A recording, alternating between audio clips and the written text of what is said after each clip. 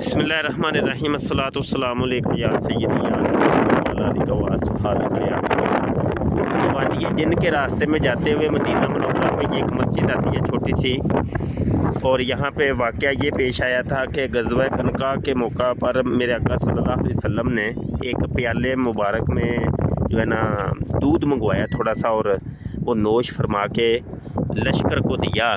तो वो पूरा लश्कर जो था सहाबा कराम का, तो उन्होंने पिया, लेकिन वो दूध ख़त्म ना हुआ। तो वो वाक़या यहाँ पे पेश आया था।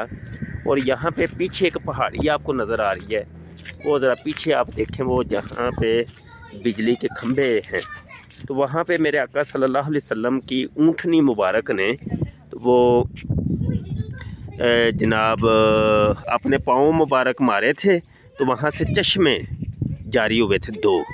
तो वो वाक़या है जी। बहुत शुक्रिया। अस्सलाम वालेकुम।